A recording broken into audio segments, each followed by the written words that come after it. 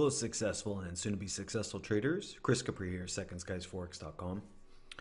Welcome to the first video in the trading risk and money management section. I really wanted to kind of expand and amplify your perspective on risk, your understanding of risk, how to understand your trading edge, your expectancy, trade frequency, risk of ruin, drawdowns, all these things. I really wanted to kind of take your understanding of risk to the next level so you really start to see things in a much more complete way. It's very easy with all the literature out there to look at risk in a very two-dimensional perspective of accuracy and risk to reward, but there's actually a lot more to that. And, to be honest, we could spend, a dozen videos really going down the rabbit hole to understand risk. The bottom line is that when we understand risk, money management, accuracy, all these things, when it comes down to trading performance, it really is down to mathematics. And that's one of the great things about it. It's super straightforward. The problem is that it's not exactly that sexy. It's not the most sexy part of the lessons. The videos, without a doubt, the videos that are going to be watched the most are the ones on the strategies, and the ones that are going to be watched the least are the ones on risk. That's just the way it goes. And that's really sad because a huge portion of your performance and profitability is locked up and tied and married to risk. And so most people give it, they really give it an underweight in terms of importance and performance, and it's something that you're going to need to buff up. You're going to need to become more adept at this. You're going to need to understand more. You're going to need to really amplify your study, understanding, and perspective on risk. And so that's what this section is about. Today's video is really about understanding your trading edge, expectancy, and trade frequency, and how this kind of ties into performance, how it all ties into profitability. And so this is kind of the base terms I want you to start with, and then we're going to kind of get into some more nuanced terms. By the time you're done with this section, you'll have a pretty advanced level of understanding of what risk and money management is about and how that will really determine whether you make money or not. So let's jump into this. When it comes to understanding profitability, we have to understand that profitability and performance operates on a spectrum. There are no, it's not a fixed thing where this is the only way to do it and this way is not. There are varying degrees of profitability and performance that can have so many permutations. There are virtually an infinite amount of permutations in terms of trading performance. And if we look at this, this is kind of a basic diagram, and this doesn't even say the whole picture. But if we look at just accuracy and plus R per trade has to do with if I am risking $1,000 and I'm consistently targeting $2,000, then my plus R per trade is 2R. It's 2 times my risk. R is the risk. So I'd be getting, if I hit my take profit of $2,000 on this one here, then I've gotten plus 2R on that trade. Generally what you see is there are certain patterns for sure, and then there's kind of like a mean or baseline or kind of a general range of profitability that works out really well. When it comes to accuracy, the area that you have to absolutely avoid is the low accuracy and low plus R per trade. And what do I mean by low plus R per trade? I'm talking about 1 hour or less. Your winners tend to be, at best case scenario, the same size as your losses, but oftentimes are slightly below or less than the size of your losses. This is an area you're going to have to absolutely avoid as much as possible if you really want to make it. If you look at the majority of professional and institutional traders, if you were to plot little dots on where they aren't here. When we look at the other end of the spectrum, the other kind of polarity, the high accuracy, 60, 70, 80, 90%, and high plus R trades, these strategies are rare and virtually non-existent. It's very rare that you're going to find something that is 60% accurate and getting 2R, 3R, 4R, 5R consistently. Those systems are super rare.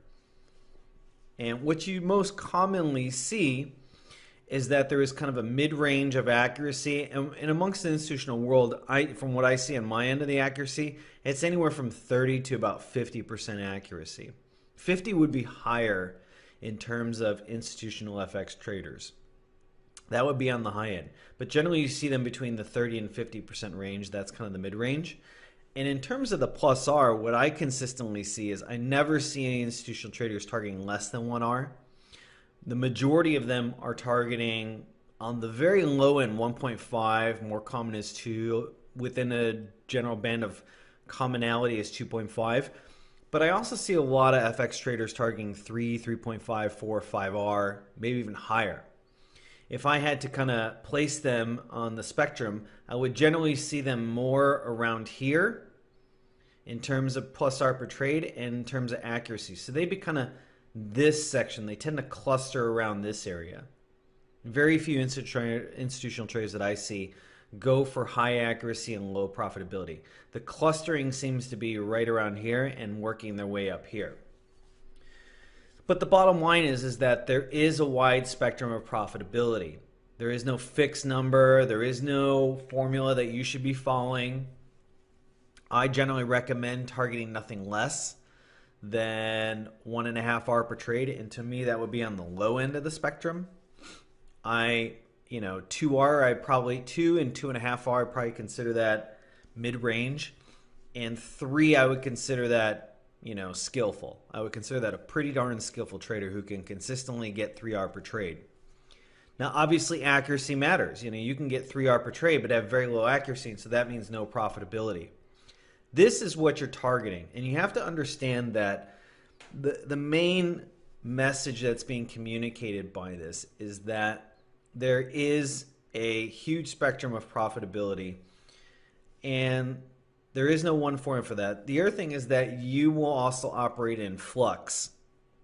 Unless you're trading a purely mechanical system that has like fixed take profit and fixed plus R per trade and has a relatively stable accuracy, you're going to operate on a spectrum and a continuum, and it's gonna adjust. It's gonna be nebulous. It's not gonna be perfectly succinct all the way through. So it's gonna be in flux, and you have to understand that. The key is that you stay within this kind of range and barometer of profitability. You do that, you're going to make money. Now, the first term I want to get into is how to calculate trade expectancy. This is something that's very important to know. So expectancy is based upon two simple variables. One, it's based upon accuracy, and two, it's based on your plus R per trade. When I say accuracy, I mean your percent accuracy. Are you 35% accurate on average, 40%, 50%, 60%, whatever? And then your plus R per trade. Are you targeting consistently 1R, 2R, 3R, 4R, 5R? There is a formula for expectancy, so you can understand your expectancy, because your expectancy is going to give you a window into your edge. And the formula is this. It's your percent winners times your dollar per winner minus your percent losses times your dollar per loss. That number will equal X, and you take X and divide it by number of trades. So let's go into do a walkthrough of this formula. Let's say we have a system that is 35% accurate, and it's averaging $1,000 per trade. And that means we have 65% of our trades are going to be losses, and we're averaging $400 per loss. So it's a plus 2.5R per trade. It's a very respectable, profitable system. This would be quite the norm in an institutional fund, firm, anything. This would be totally respectable, totally normal. In fact, this would probably be this would probably be right around the norm. What that basically means is that you're making $35,000 over a series of 100 trades. You've made $35,000. You've won 35 trades at 1,000.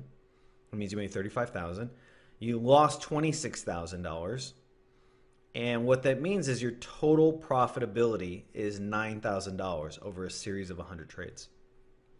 Now, expectancy, if you look at the formula, whatever that number is, we divide it by the number of trades. 9,000 divided by 100 trades equals a $90, positive $90 expectancy. Now, if you have any number that is positive, you're making money. Your system makes money. Over 1 year, 2 year, 3 year, 5 years, you're making money. You may have some drawdowns, you may have some months that or quarters that you're going to lose. The end of the year, over a long enough series of trades, you're profitable. You don't have to do a damn thing to change that system. Obviously, the higher the expectancy is, the more profitable you are. Now, to be honest, plus 90 expectancy is a very high expectancy in this case.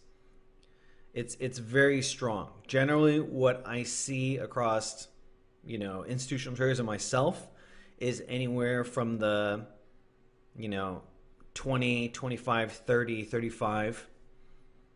That's generally what I see in terms of expectancy. The great thing is that you can tell me the basic formula for this and your expectancy, and I can tell you immediately. I can tell immediately, do you have a profitable system or not? Anything that is positive equals an edge in profitability. Your goal should be first to develop a positive expectancy. Neutral or zero means you're break even. The great thing about that is that you're literally just 1 or 2 adjustments from breaking into positive expectancy. If you're negative, then you got more adjustments to make. So your goal should be positive expectancy. Now, to further elaborate this, I want to kind of start getting into another aspect or variable in understanding and broadening your perspective on understanding risk, money management, performance. That has to do with expectancy and trade frequency. Now, we're going to use 4 strategies as examples here. So the baseline for this study is you're risking 1% per trade. This is over a series of 100 trades. Plus 1R equals $100 per trade.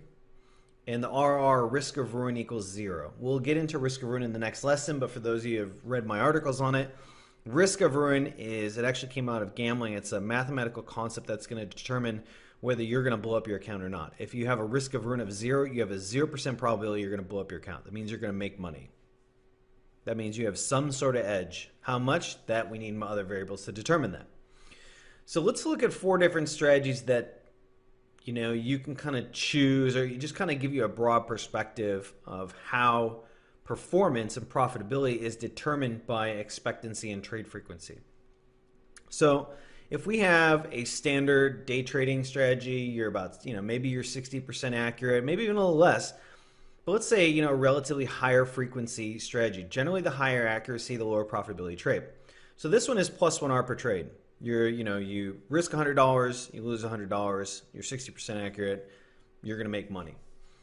The next strategy is kind of like a shorter term swing trading strategy. Maybe you hold trades for a few days. It could be active, it could be in and out in a day, but generally you hold the trades for a few days, maybe a couple weeks at best. This would be kind of similar towards my strategy. And so you're averaging about plus 2R per trade. Let's go for a longer term, higher plus R swing trading strategy that is 30% accurate and that is averaging plus 3.75 R per trade. So for every $100 they're risking, they're gaining 375 per trade. That is a very, it's not only a highly profitable strategy, but the ability to capture plus 3.75 R consistently 3 out of every 10 times, that is what I would consider a higher skill trader. The ability to capture more R per trade while still maintaining profitability shows an increased level of skill. And we'll talk about why that matters later on. The next strategy is someone who is a super high frequency day trader. They are 90% accurate, but they're getting 0.15 R per trade. What that means is that they're winning 9 out of 10. And so they're losing, for every $100 that they lose, they gain 15. This actually has profitability. So, this is kind of like the extreme end of the equation. Now, when we do the formula for expectancy, what it ends up coming out to is strategy 1 has a $20 expectancy, or 0.2. And so that when we do expectancy, you do it in dollars, but you always divide that by, say, 100. In this case, it would be 100. So in this case, $20 divided by 100 would be 0.2, basically. So, or 2 out of 10 is the way we do it, basically. So the next strategy right here has an expectancy, a positive expectancy of $35, or 0.35. This low accuracy, high plus R system has an expectancy of 0.4 or $47, or 0.47. So the highest expectancy of all of them. And then the last one has $3.5, or 0.035. Now, in and of itself, if we are assuming everybody is taking the same amount of trades, strategy number 3 has the highest expectancy. If every single one of these strategies is taking 100 trades per year, strategy 3 wins. It makes the most money. This makes the most, second most, third most, and the least amount. So this is the best way to go.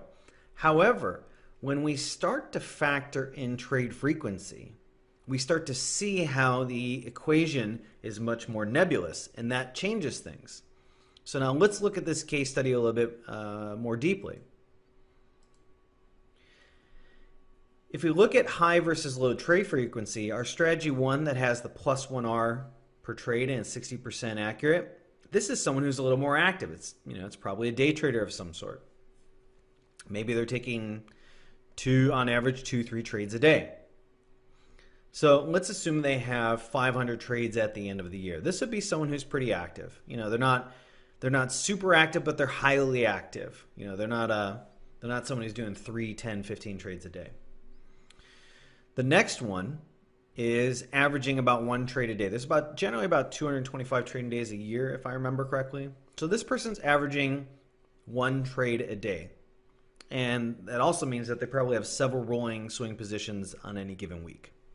So they're still pretty accurate, or they're still pretty free. They're still pretty active, but they're doing a little less than half the trades. This person right here is kind of the longer term swing trader. They're holding trades for weeks, maybe a couple months, and they're looking for big wins. And so because of that, it takes a little bit longer for those wins to materialize. So they're trading less active, but they're still pretty active. They're having, an average of a little over 3 trades per week. And then we have our super high accuracy, super low profit, high frequency trader doing 1,200 trades a year. Now, when we plug in the accuracy or the expectancy for each one of those, what we see is that even though strategy 3, assuming all things are being equal at 100 trades, had the highest expectancy and therefore profitability, when we start looking at how trade frequency goes into the equation, this is where the profitability goes to. Strategy number 1 makes the most money. Strategy number 3, which had the highest expectancy, now falls into 3rd place. Strategy number 2, a little more active, a little less profitability, is in 2nd place in terms of profitability. And our higher frequency strategy makes the least amount of money per year. What this goes to show is frequency matters. This is something that all poker players understand very clearly, especially if you're playing online poker. If you're playing online poker, you are playing multiple tables at a time. You're very rarely playing one table at a time. And the reason for this is because you're not paid per hour. You're paid per how many hands. The general stat is plus BB over 100. How many big blinds you're winning over 100 hands. Now, assuming you can do 100 hands per table per hour, which is high, it's generally around 60 to 70, but let's assume 100 per hour. If I'm making, 2 or 3 big blinds per 100 per table, well, the more tables I can play, the more profitable I will be for that hour of my time. That's why online poker players build into trading multiple tables at a time. When I first started, I could only do 1 table at a time. Built it up to 2, 3, now I'm doing 4 at a time, and I can pretty much keep my concentration and focus solid for a good 1-2 hour period. straight, no interruptions, nothing like that. I can manage doing 4 tables at a time. And so that's because a lot of the things, the decisions I'm making now are subconscious. They're automated. I know exactly how I want to act in each, situation. Pre-flop, post-flop, I still have a little bit more to learn, but even that's becoming subconscious. So poker players understand this. For some reason, it hasn't fully made it through the consciousness in terms of traders, probably because there's a lot of narratives out there that are kind of really spreading a lot of confusion about it. But the bottom line is, look, if I know with this system that I can make, on average per pair, I can make, whatever, $10,000 per year at the end of the year per pair. If I can replicate this across other pairs and I'm making the same amount of trades per pair per day, well, then the more instruments and the more trades I'm making will increase my trade frequency and therefore edge and profitability.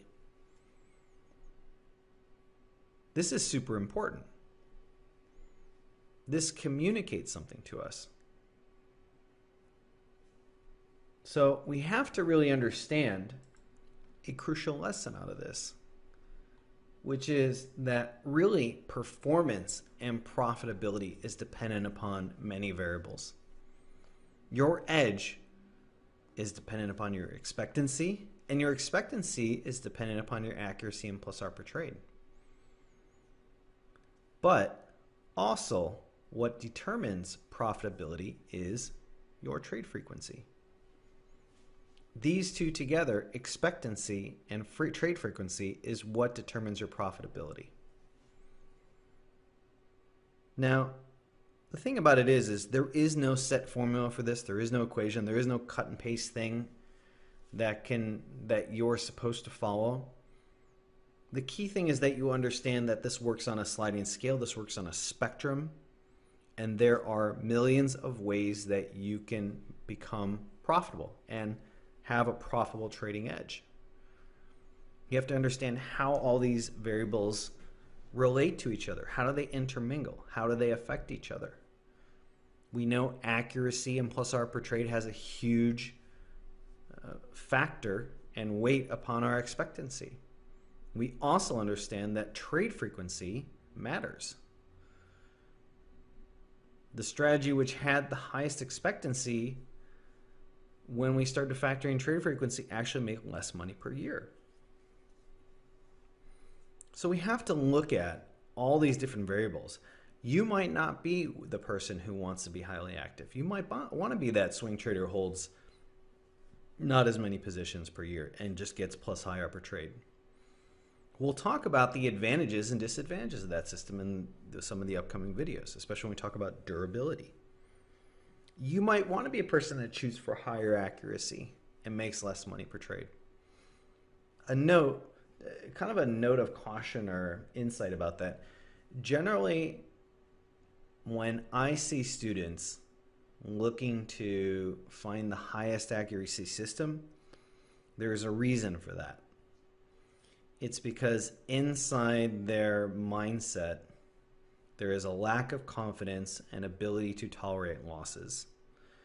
So they're looking for high accuracy systems to leverage their lack of confidence and their ability to tolerate losses. So they're kind of looking for these things as a crutch. There's nothing wrong with that, but just understand, as long as you have a crutch to walk or make something happen, you're dependent upon that.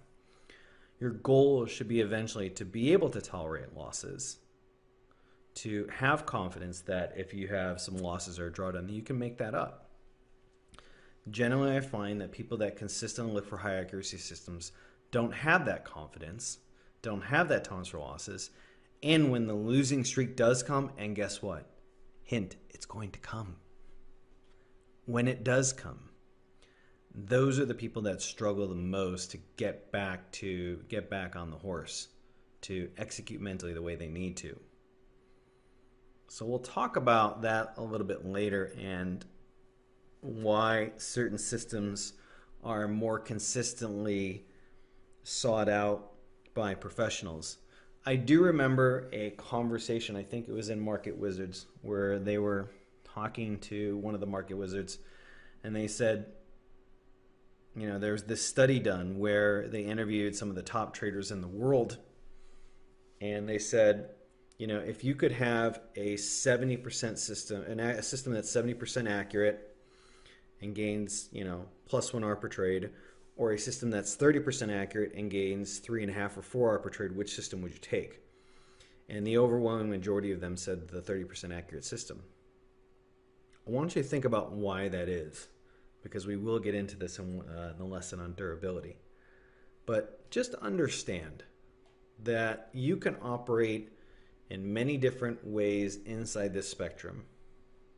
You know, you have to understand how they all affect each other, relate to each other, and kind of change the dynamics of the profitability for your trading. The good thing is now that you are aware of this, you can see things in a much more three-dimensional perspective. It's not this kind of flat world where it just has to do with accuracy and risk to reward. That's for beginners. You know, we didn't even focus on the last one. We started talking about risk of ruin. You know, we started looking at things in more three-dimensional ways, but I wanted to really kind of unfold and unpack this a little bit further. You can't go back to seeing things in a very flat two-dimensional way. You have to see this as a three-dimensional model for approaching risk and understanding how this affects your performance. So with that, I hope you enjoyed this video. I really hope that it changed your perspective on how you look at risk, performance, and profitability, and that you're starting to kind of see things in a different way. I'm also hoping that this provokes you to really look at what feels most natural to you and start really getting into the numbers and digging into them, you know, with your trading methodology.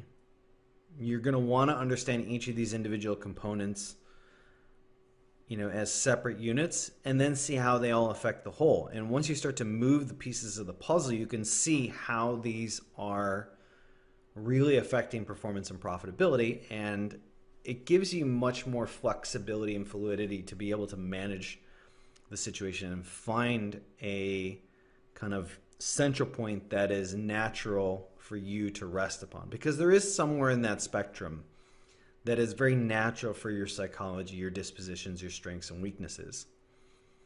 And when you start to work on each one individually, you start to see how you can really eliminate areas that are causing your performance to, you know, causing you to underperform, and really start to lift up your performance on multiple ways and multiple levels. So I look forward to your comments and questions on this, and I'm expecting a very good, vigorous discussion on this. There's going to be more videos in here, some really important stuff, but this should give you a very different perspective on risk, money management, performance, and profitability. So I'll look forward to your comments and questions on this, and until then, I will see you inside the course.